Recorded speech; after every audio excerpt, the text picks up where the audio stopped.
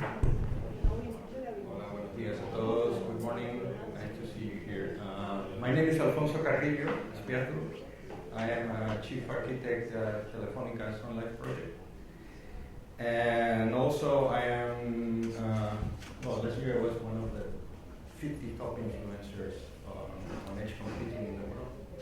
And I have no Twitter or anything like that. So I don't know how I got there.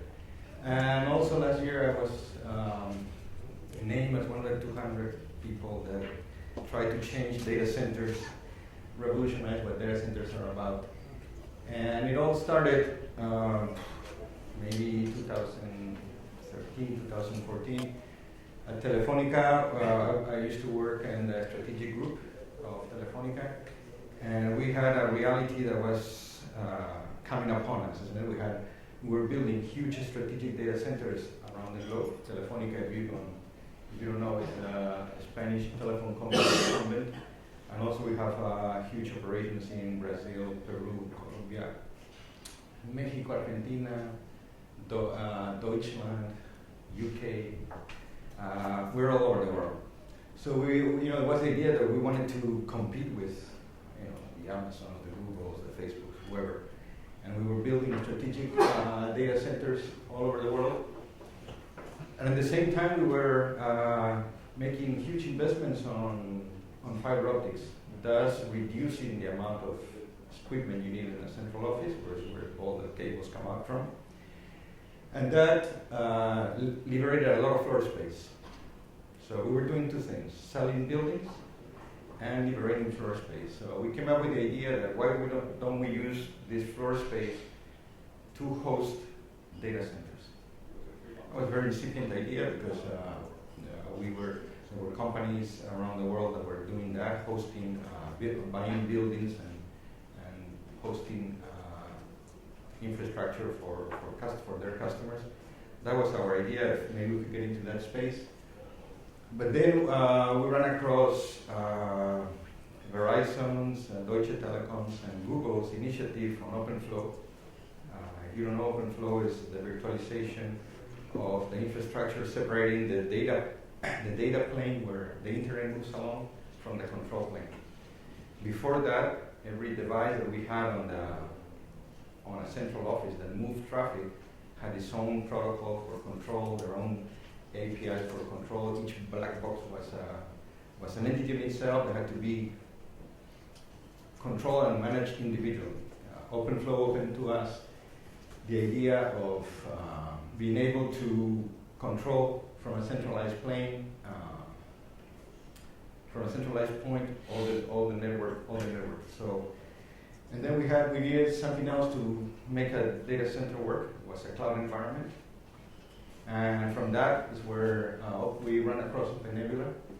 At that time is when OpenStack was growing. We had four or five more cloud management systems that they already disappeared. But OpenNebula for us was very interesting because, first of all, it was a Spanish company, so that would make it easier.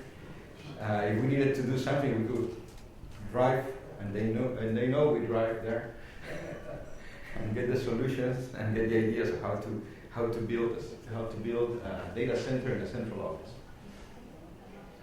What was the advantage to us? Well, the strategic data centers that Telefónica had in Spain was going to be two. We already sold them. We built them and we sold them. It's a good business. And then we have about 1,000 central offices that have fiber optic network for our customers. In Europe we have the most extensive fiber optic network. We have around right now about 19 million households passed, and by the end of 2021 we will have the whole population of Spain will be fiber optic connected. And by 2025, we'll shut down the copper network, way ahead of most of the European telcos. And we're doing the same thing in Brazil, in Peru, in Colombia, in Mexico, and Chile. Why? Because fiber is much cheaper to maintain and much cheaper to operate, and again, this is what the future comes to. So what was the advantage to us? We realized, well, we'll go from 2 strategic data centers to over 1,000 very small data centers, each one an independent entity, an AS on itself, and allowing us to revert the trend of centralizing and going back to the edge. What did we do to get the company moving on that? If we move to the edge, we have the capability of offering services that today are not possible to be rendered because the latency is too big between the between the customer. Oops, that lost. There we go. Latency between a customer device and the internet, which lays somewhere in here, is too high for some applications that are forthcoming right now. And we'll show some of the use cases that we are working on. Some of them are quite simple, and some of the ones are quite exciting, I think. What do we have? In a central office, what we will have is a small concept of a hyperscale data center, but really quite small on the amount of hardware we need. What we've done, for those of you that are familiar with telecommunications, we have virtualized the optical line termination. That's the point where the fiber from your house connects to the central office. We have virtualized and disaggregated that together with AT&T. We have turned the home gateway unit that sits at your home, your router, we have put it in bridge mode, so your network, your home network now extends all the way to the central office, and you'll see the advantage that gives you. Then we have virtualized the complete set of black boxes that we have from the major manufacturers. You know them better than I do, with the H, with the E, with the A, with the N. We have taken all the functionality they used to provide us, and we have rewritten it internally, and we have hyper simplified the access network of Telefónica. Why did we do this? Because IP allows us to do that. Once you have an IP network and everything is voice over IP, TV over IP, and that IP is quite simple to manage, so we decided to take away a lot of the functions that we have inherited from the past. Remember that we started to provide data access with modems. Anybody remember what a modem was? Okay, so we still have some modems in our central offices for the copper network. We have ATM. In case you know, we have ATM providing service to our customers. So fiber allows you to hyper simplify everything, and we decided to do that. So we have a closed fabric in the central office that allows us to have one downstream switch, one upstream switch, and then we can grow horizontally like any big data center will do. Will allow us to grow horizontally if we need more compute power or storage capabilities. In compute power, we started with homogeneous solutions, x86, and now we have GPUs, we have ARMs, we have all kinds of purpose-built servers because the use cases demand so. Also, on the NIC cards, we have moved from standard NIC cards, let's say, to Mellanox 5X NIC cards because it allows us to extend the customer network all the way to the central office. If there's some, we'll make this presentation available to you guys. And of course, thanks to the OpenNebula guys, we use OpenNebula to have this in the cloud environment. And we use, as SDN, we use the ORMOS from the Open Network Foundation as the SDN controller for all the networking capabilities. Everything is done. We have auto provision, we have auto configuration, we have all these things that are nice to have on a telco environment, but now we have implemented them. This was the first rack we built. It was a pilot style rack, but now it's in production. So we have here the closed fabric, we have servers, storage array, minus 48 volts to 12 volts DC converter, so we can run all the hardware here, and then some control issues. And this is the disaggregated OLT. To give you an idea, an OLT nowadays, the legacy ones are chassis about 19 inches wide by 65 centimeters high, and they're an individual piece of hardware. Here we have the whole central office with the use cases being hosted right now. central offices are not built to be things to be delivered.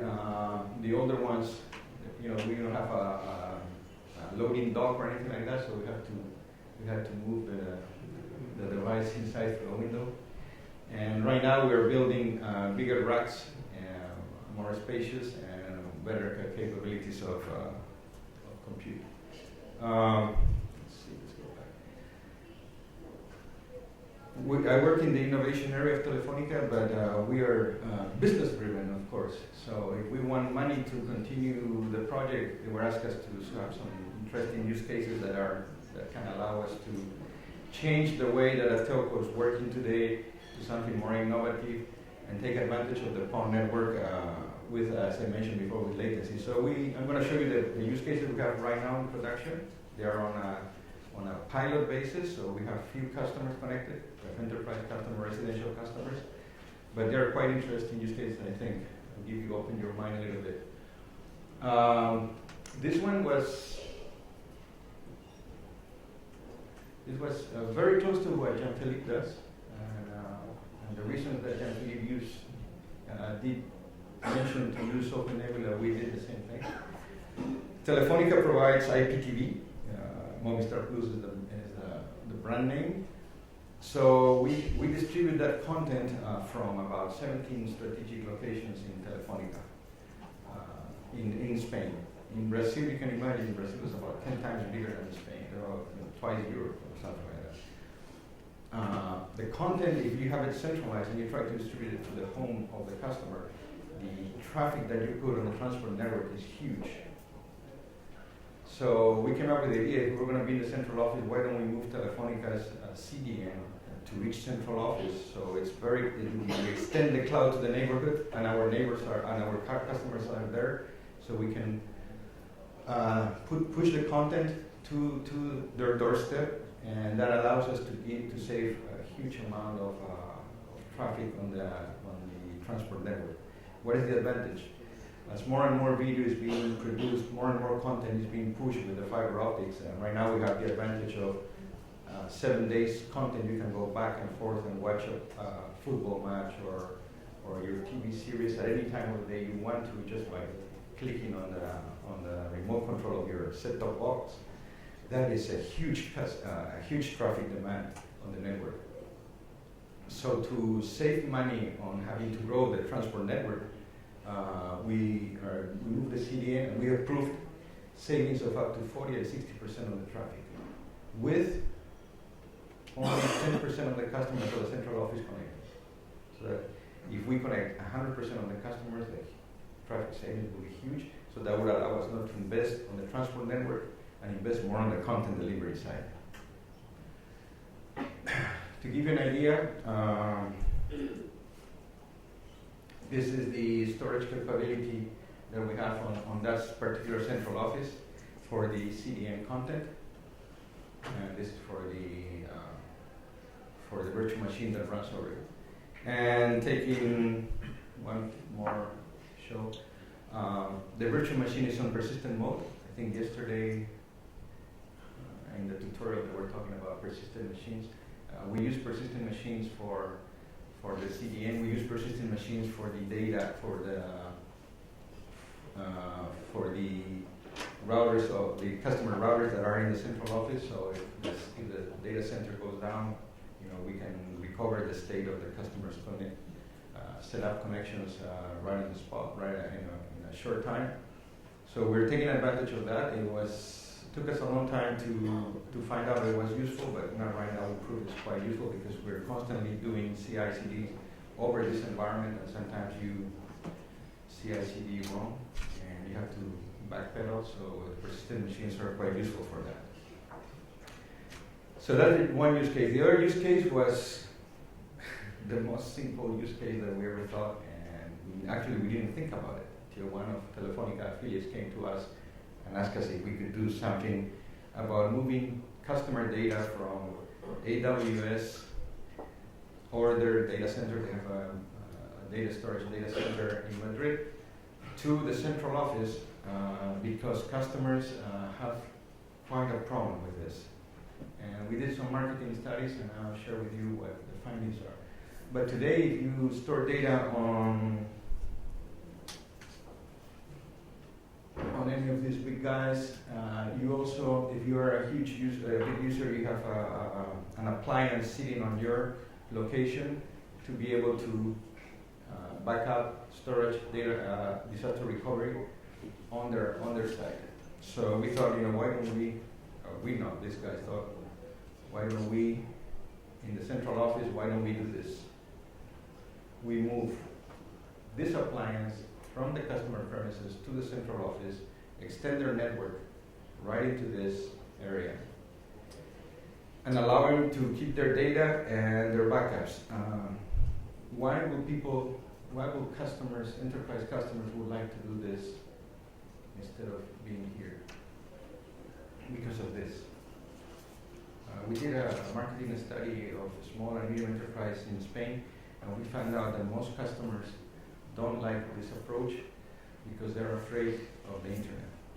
They think that their data is going to be lost, somebody's going to hack it, and you get and you get that on the newspapers every day. Somebody hacked all the credit card information, hacked up all the phone numbers, whatever. So people are very afraid of that. And to the point that some of our customers that are using the solution right now, they want to go to the central office and see the disk where the data is, which is in a cloud environment, and it is a huge machine, and they're not going to see anything, but we go take it and show them it's right here. But that's, people are like that. We're techies, so we think everything is safe and nothing is going to happen. You go out there, 98% of the world don't think like we do. And they think that, if they put their data somewhere in the cloud, it's raining, the data might fall off, something like that. So we find out that the most simple use case is the one that is really taking off. Unbelievable, but so right now we're working on an open solution. These things are quite expensive. They make more money than we do, so let's see if we can get some of their money back into our pocket. These are the numbers that we have on when we do store data on our central office instead of in the public cloud. We can show it anytime you want to. This is our real. The latency between your PC and a virtual machine in our central office is about 2 milliseconds back and forth. So that's quite low. That opens for companies that are really pushing to have very low latency for their new applications. This opens to them a realm of opportunities that we didn't think of. We have companies like Akamai and come to us and say, we have our enterprise customers wanting to get under 10 milliseconds because they have new applications that they want to offer their general public, and they're not able to because nobody can offer that right now.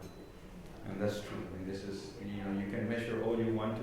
Our transport engineers say that, they are under 5 milliseconds, but that's under 5 milliseconds light poles to light poles. We're talking device to virtual machine, 2 milliseconds. And the one that I like the most right now, because I'm working on it, and as any toy player, you finish with a toy and you want to try the new one. This one. We are doing with Radio Televisión, RTVE, which is the national broadcaster, and also our own broadcaster, Telefónica. We're doing a concept of, and the European Union's 5G media, I have to mention it because they're putting the money. The 5G media, what's it called, European project, or it's co-funded project. What we're doing is, right now, if you want to cover a live event, depending on the site, you have to roll out a huge production truck, and you roll it out to the place. Put it right here next to the hotel. They're going to cover the conference here. They're going to bring all their cameras and all this stuff, and get satellite link and all this. That is quite expensive for the TV broadcasters, and they don't have that many trucks. So if there's 10 simultaneous events in the same cities for them is very difficult to cover because they cannot roll out the trucks. So the idea was, why don't we virtualize the truck and we install it right here. And we already did so.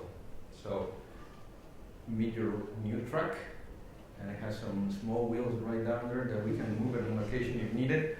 But right now it's very, very stable in its place, and it allows us to, using the PON network, the fiber optic network, to connect a camera to a terminal box in the facade of a building, and being able to broadcast live TV. And the control center, let me see if I think I have it here. Yes, good. This is more schematic, better than the picture and words. Better than the last picture. So what we're basically doing is we have the event site, the venue. We use our fiber optic network. We use, right now I use a regular home-based residential customer home gateway unit. We're changing this to a little more robust solution. We're designing that right now. But the cameras connect to this. We're using XGS-PON. XGS-PON is the new generation of the PON technology, which is 10 gigabits symmetric upstream, downstream. Right now, most of telcos in the world use GPON for the residential. It's quite enough. But for this particular venue, we use an XGS-PON. Then we have moved the truck, production, dubbing, text to speech, or speech to text capabilities, everything that the production truck has is right here virtualized.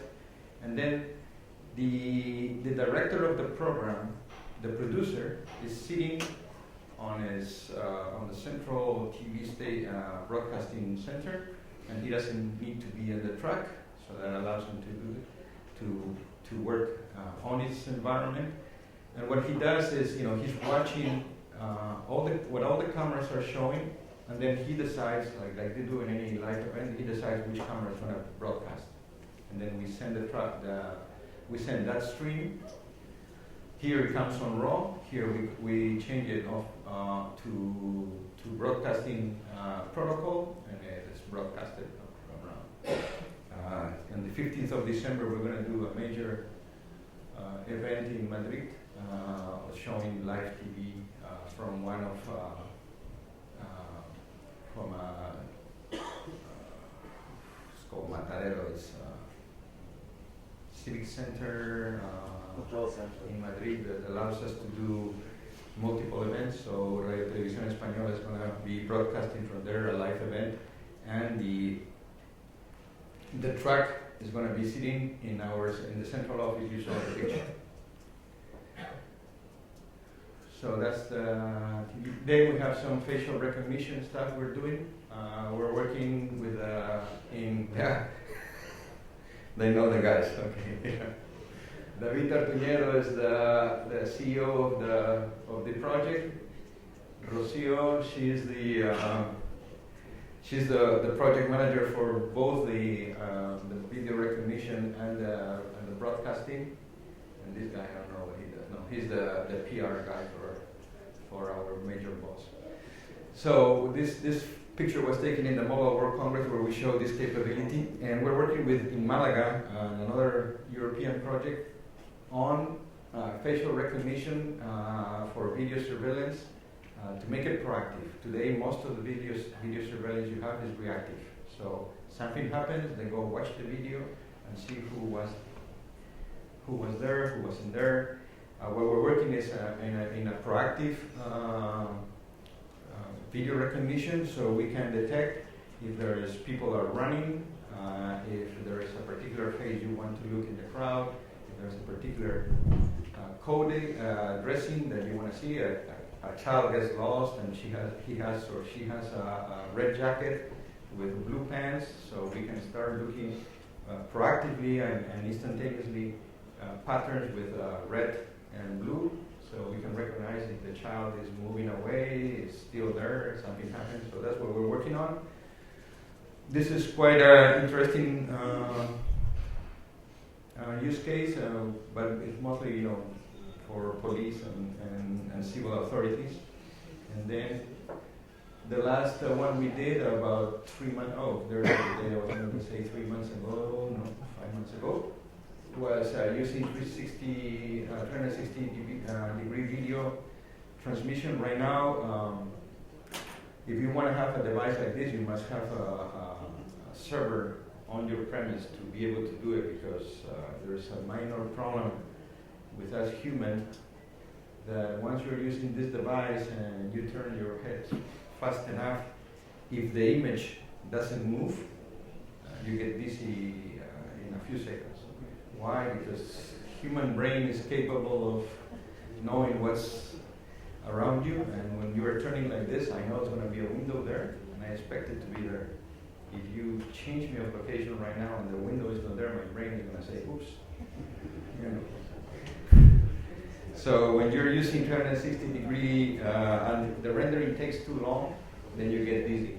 And besides that, these Googles are quite heavy and people get tired. So when we did this, we did a rock concert, and it was quite good enough. But I think this will be good once technology is able to come out with better Googles or eye-watching devices. And I think that's it. Yes. The last thing is what happened to all our product managers that we had before that used to do products based on standard devices or things like that. Well, they have to change their lifestyle, and now they are becoming inherent part of the development team. They have to really understand the technology. It's not that difficult. We're making everything possible for them to be easy. But for us, from the network guys and the IT guys, it's much easier to have the marketing people do their own virtual machines and create their own solutions and ask to instantiate them, than them trying to write a piece of paper, tell us what they want, and us trying to test it. And that's an idea we got from Ruben long time ago. The first meeting we had, I said, why don't you have these guys build their own? So this is what I wanted to finish with that, and if you have any questions.